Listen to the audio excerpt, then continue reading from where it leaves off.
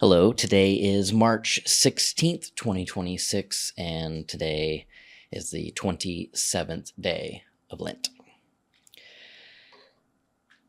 This morning, I woke up at like 6:30, but then I was too tired. I just went right back to sleep. Ended up getting up around 8:15, I think. So I fell back asleep for a couple hours. And then got up, got ready, did my morning meditation I guess I got up probably closer to 8 because I think I was meditating by 8:15, 8:20. Did that till 9:20 and then recorded the rest of this week's episodes of Poets and Saints because since I was in Enid Thursday, Friday, Saturday, I didn't have time to do it, or I wasn't here to do it. So did that. One thing that I just wanted to note was that on Sunday, one thing that Pastor Bodie said in his message was he asked the congregation, when's the last time that you have just sat at the feet of Jesus with no agenda? And what that made me think about was, this is what I try to do every day. It's that is that first hour of sitting there in silence and stillness. And as I've been doing this project or as I've been participating in Lent this year, that one of those ways is doing that sit and then writing, journaling, and then also doing this video journal. And in the writing and in this video journal, I have been trying to articulate measurables of the morning sit to keep track, to quantify, to to be able to just talk about it, but articulate how that morning's meditation went. But in doing that, I'm trying not to judge myself for the quality. I'm very strict about the quantity because it has to be an hour for this 40 days of Lent. But, I'm trying not to judge myself for the quality and let it just be what it is. But by keeping track of the measurables of like how deep I felt I got, or how focused on my breath I was, or how long, in the overall scheme of the hour, how much more was I focused on my breath sensation than I was lost in thought. But just the act of trying to articulate those measurables, I am in fact judging, and I'm judging the quality of that morning's sit. And that ultimately is not the point. The point is to sit at the feet of Jesus with no agenda. And while I do feel that I am doing that by trying to measure it, it introduces an agenda. And so I'm just trying to think about,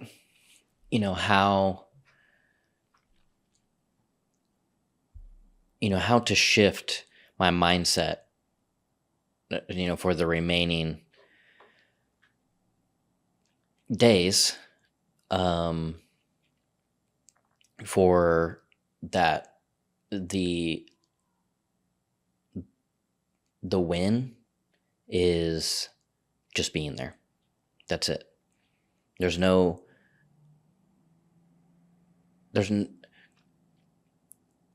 hierarchy. And by trying to articulate a measurable, it introduces a hierarchy because I'm saying I was in it deeper today than I was yesterday, or I wasn't as deep today as I was yesterday, or I looked at the timer at 12 minutes left today, and I only looked at the timer.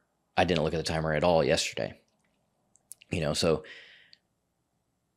I'm not necessarily saying that noting those things is a negative thing, but at the same time,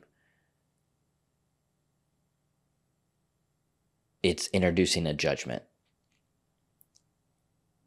And so, how to be in that space with no judgment at all almost kind of means that I have to just note that the sit happened, but not try to quantify in any way um, how that sit was, just that it happened. I sat at the feet of Jesus for an hour, and that's it. I did it. Even saying I did it is like a checkbox of a positive. But these are just, I mean, ultimately, I just don't even know if you can really fully escape a judgment. Not, you can escape judging negatively. Um,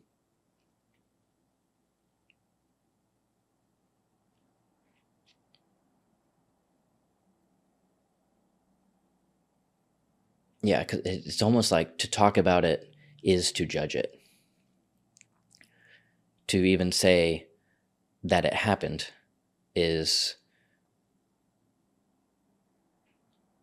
to assign a positive value to the fact that it's happening. Again, not saying that's ultimately, I'm not even judging that. That isn't necessarily a negative thing. I'm just kind of trying to speak this out. But yeah, anyways, just thinking about that just giving myself more grace in that while I have had seasons of meditation where I feel I'm so lost and deep in the meditation that I lose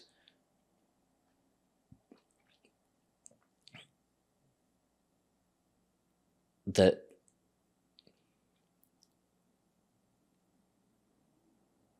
there's parts that are like the point is to be here right now in this present moment. And then there's also points and part of it that I'm not in the present moment. I'm not even in this plane of existence. I'm deep into the far reaches of my spiritual psyche. And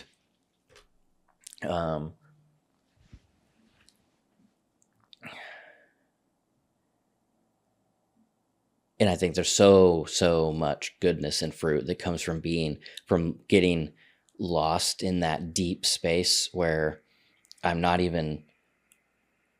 sitting on my knees in my living room. I'm walking with God through a void of bliss. And I've had the seasons where meditation and contemplative prayer, same thing. I've had seasons of contemplative prayer where I feel I'm so deep in that void that it feels quantifiably more valuable than the time that I've been spending this Lent, which doesn't feel that deep. It feels more like I'm on my knees in my living room. And just trying to let go of this too. And just being there still and silent. God is meeting me and giving me exactly what I'm supposed to be, what he has for me today. And I think just being being fully surrendered and okay for what he has for me today.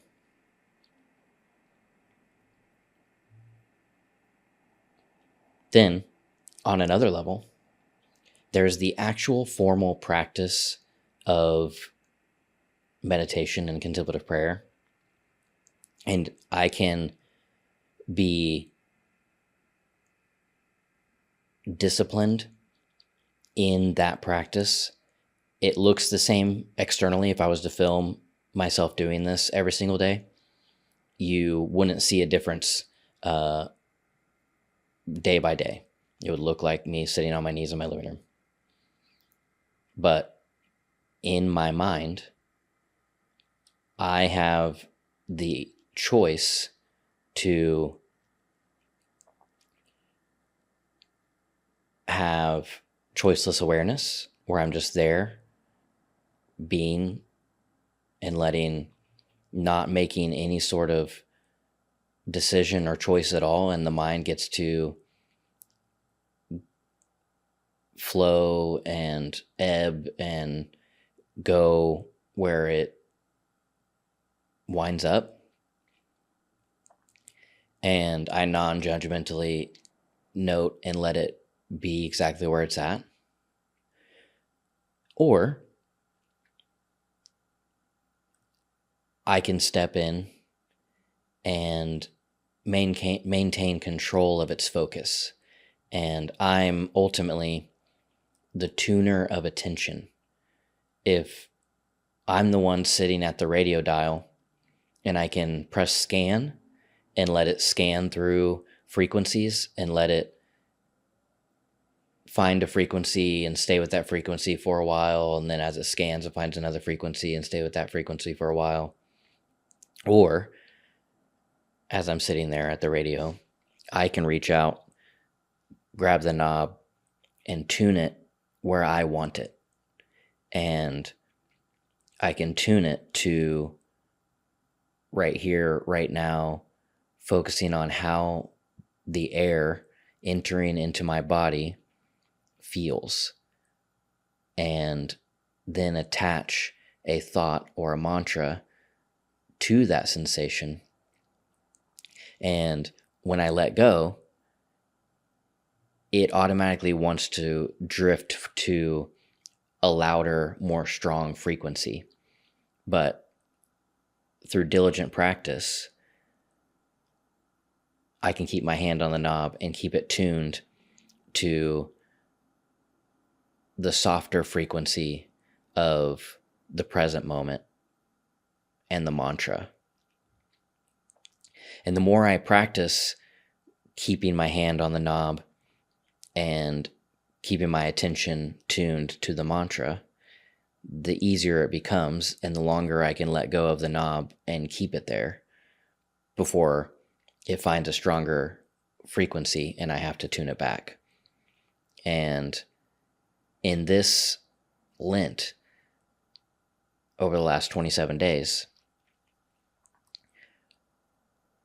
I have to keep my hand on the knob, and the other frequencies are so strong that even with my hand on the knob, I find myself forgetting that I even have a hand and letting go and drifting into these other frequencies.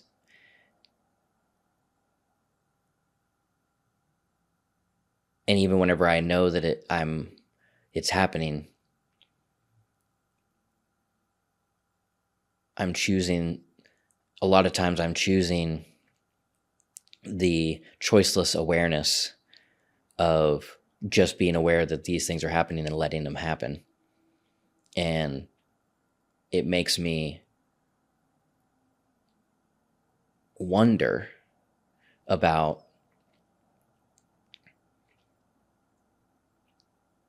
the fruit of keeping my hand on the knob, and if I would find more benefit from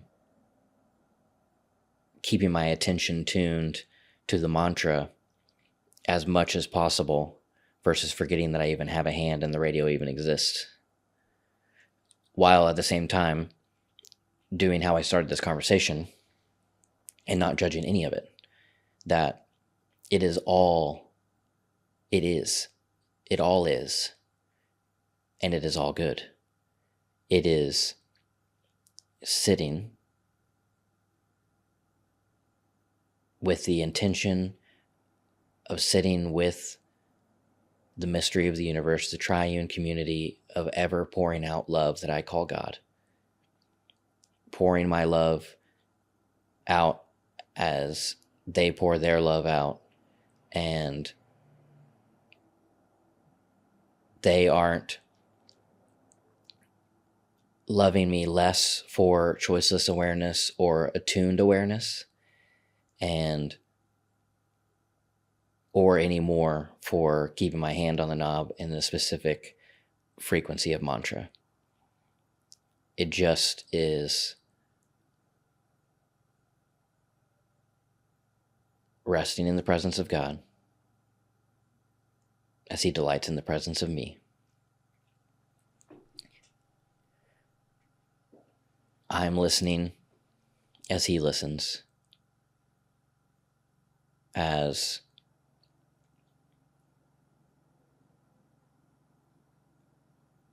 we both just are. But it's so hard to not have a human judgment mind.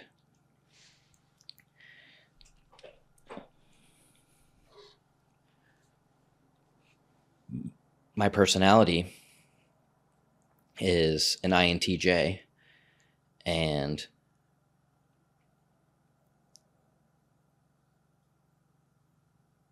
the J is for judgment, and it's judgment in a more clinical definition than judgment of like ye shall not judge. It's more just the way my mind naturally is wired is for kind of intellectually but intuition based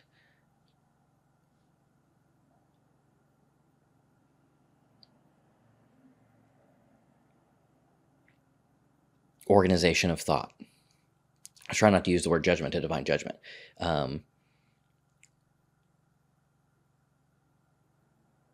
The organization of thought.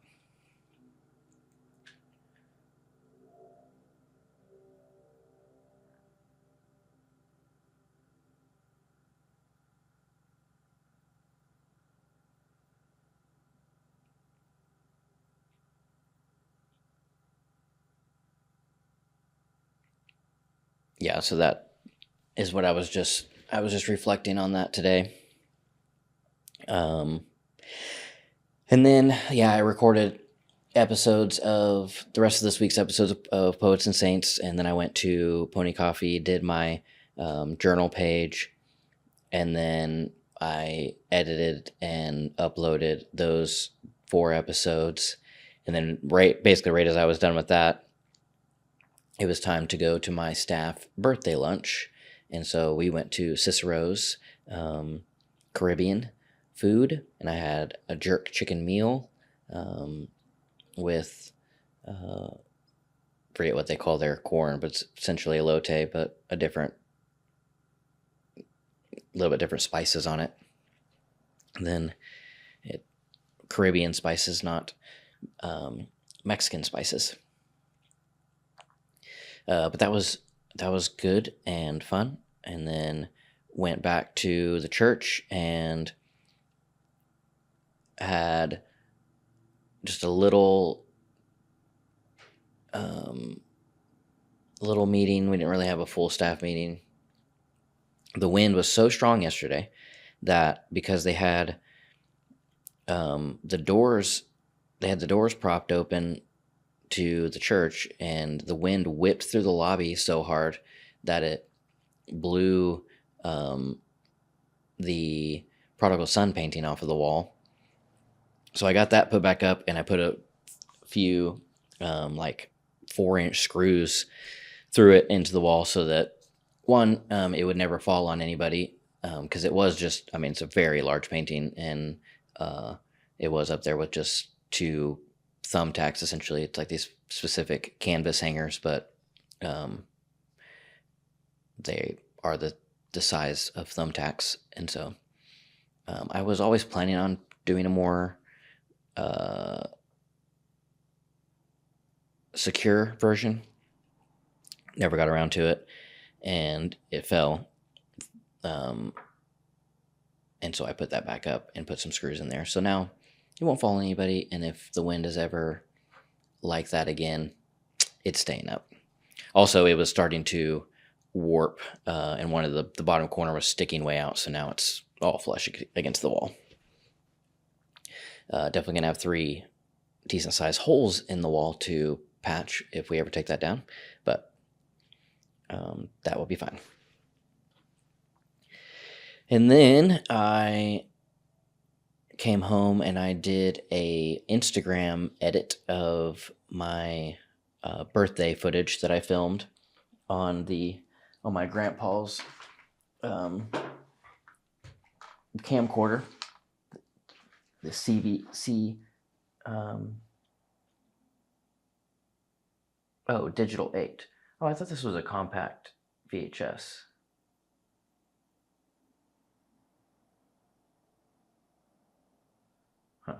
I guess these other ones are compact VHS. Yes. Oh, okay. This is a digital 8. This is a digital 8 camcorder. My other ones are compact VHS. Doesn't really matter though. Anyways, made a Instagram edit of that, uploaded that, and then started filming this 22 minutes ago. And then tonight I have micro church, and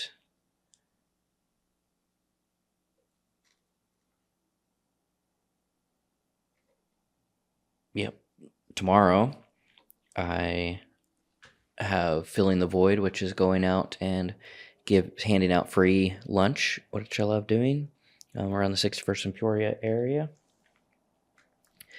And also Jolene Brown, Kaylin Faye, and Jacob Tovar are doing St. Patrick's Day at Mercury Lounge tomorrow. So I planned on going to that, and I think Monica and Cooper are going to join, and I should invite Will as well. And then, and Ryan Cass will be there. Ryan's been living in New York, but he's started to make occasional trips home, so always glad to hang with the bud.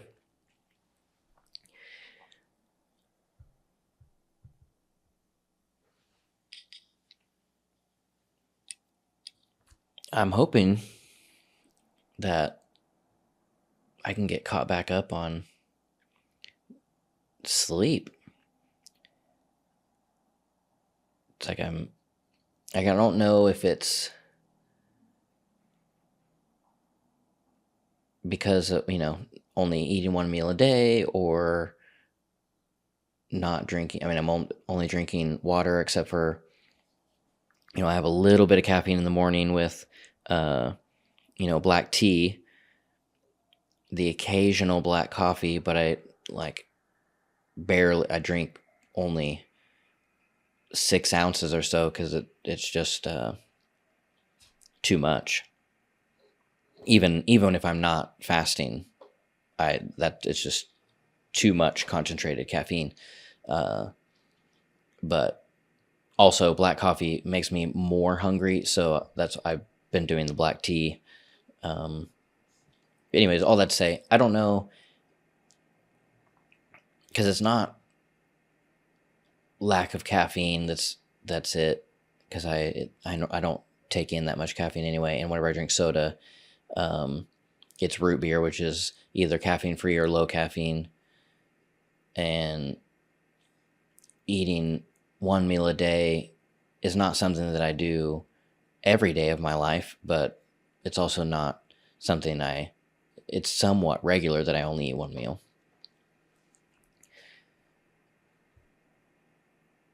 So I just feel like, just staying up all night last Friday is the only thing I can think of that's like making me still just so tired, or not being able to last, a whole day with good energy.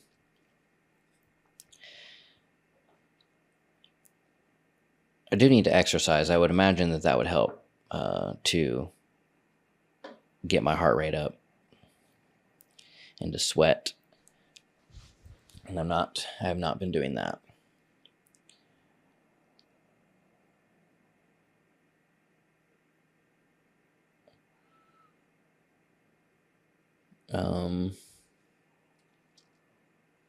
Next Saturday, this coming Saturday, is the equinox, and we are transitioning into the longer sunlight days, and my friend Truson is doing his parlor event at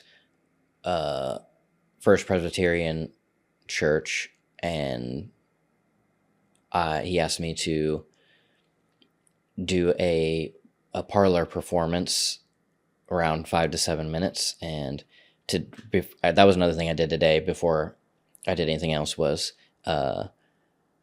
figured I'm going to do a portion of Walt Whitman's Leaves of Grass. I kind of skip around a little bit, and I did 2 different versions and timed them both and picked a version that I'm going to do. And it's basically right around 6 minutes. And so I just need to be rehearsing that every day just to make sure I can do that. I mean, I can do it with confidence almost at any time, but just I haven't been doing it daily for a while.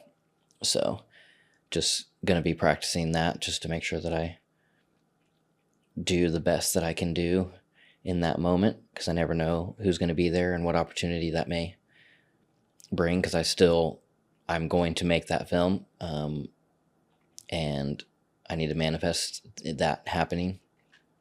And I really, I'm going to do it this year. No matter, even if it's not the full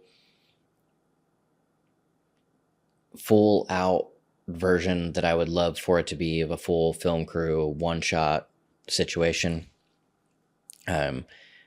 whatever version it is, I'm going to make a version happen this year, and really would love to make it happen this spring.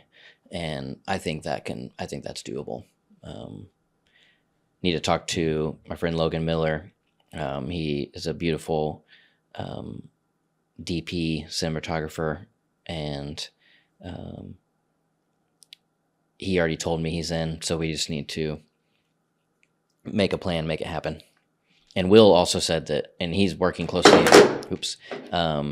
he's working closely with Will, and Will also said that he's game to help me make it happen. So yeah, just need to do it.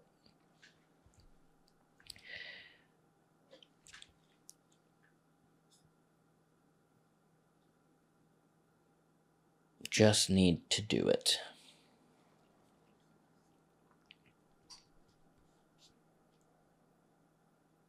I celebrate myself, and what I assume, you shall assume, for every atom belonging to me, as good belongs to you. I loaf and invite my soul. I lean and loaf at my ease, observing a spear of summer grass.